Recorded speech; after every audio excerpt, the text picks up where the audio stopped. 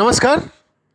Beat news 24/7 में आप लोगों को स्वागत है। जी हाँ, डर था कि कहीं रास्ते में लेबर पेन ना शुरू हो जाए, पर जंग से भी निकलना जरूरी था।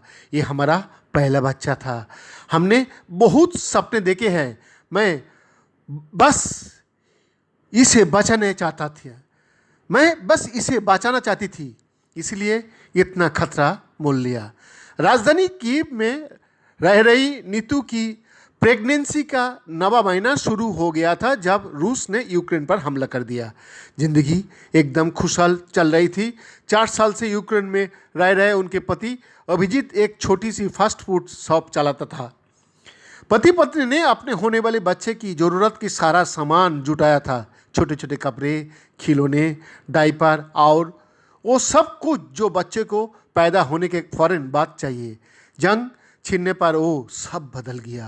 5 दिन तक वो अपने अपार्टमेंट के नीचे में बंकर में। नीतू बताती है, नवा महीना होने की वजह से मुझे बार बार टॉयलेट जाने की ज़रूरत पड़ती। कितनी ही बार वो ऊंची ऊंची सीढ़ी चढ़कर डरते डरते अपने फ्लैट जाती और नीचे आता था।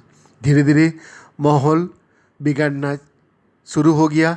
नीतू की उसी नाजुक हालत में अपना घर, व्यापार और सब कुछ छोड़े एक छोटे से बैग में बच्चे का सामान और ज़रूरी कागजात के साथ उन्हें राजधानी से पोलैंड के लिए भागना पड़ा।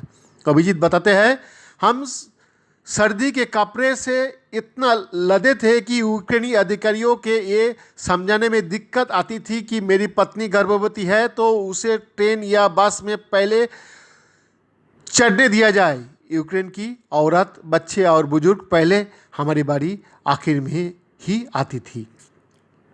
नीतू और अभिजीत भारतीय दूतावास की ओर से यूक्रेन पोलैंड बॉर्डर से सटे शहर जिसम में चलाया जा रहा है एक राहत शिविर में थे।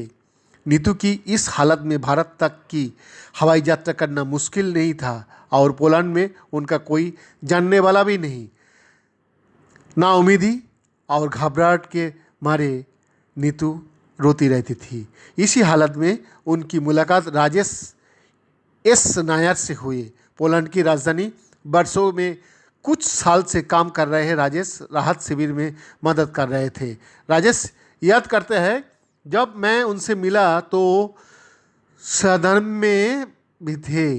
उन्हें रोते देखे हम उन्हें छोड़कर जा नहीं सके। रुक गया। उनकी आंखों में बहुत मजबूरी थी।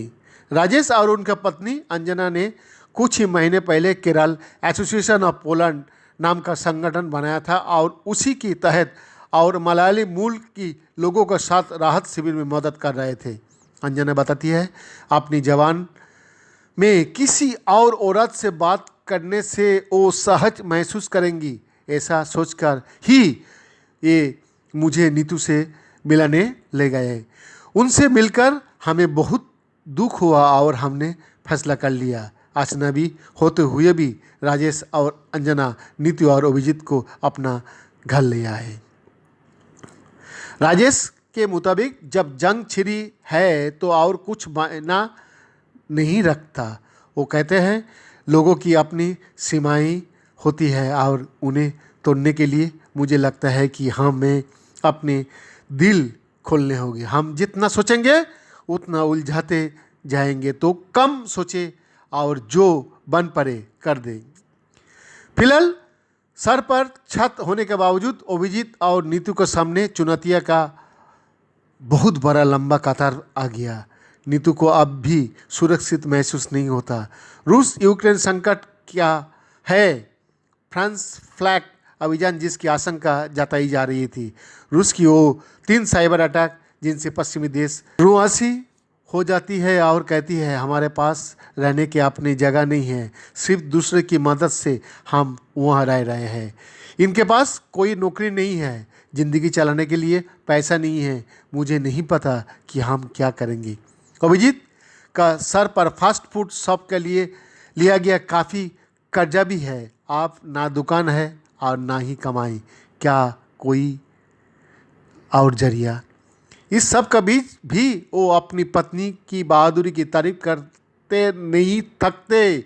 वो कुछ ही महीने पहले भारत से यूक्रेन आए थे और गर्भवती होने का दौरान जंग की परिस्थितियों से सामना हो गया। नीतू कहती है, गर्भवती होने से पहले मैं इतना बहादुर नहीं था, पर अब माँ बन गई हूँ, अपने बच्चे का ख्याल रखना चाहती हूँ, इसलिए बहादुर हो गया हूँ। ज़िंदगी और मौत की खतरों से बचकर पोलैंड पहुँचे और वो दंपति ऑपरेशन गंगा की अहम भूमिका मानता है। अभिजीत कहता है, ऑपरेशन गंगा मिशन की बदौलत ये संगठन बॉर्डर पहुँचे और हमारी मदद की। मैं इनका कितना शुक्रगुजार हूँ, ये बताने के लिए शब्द कम पड़ जाएगा।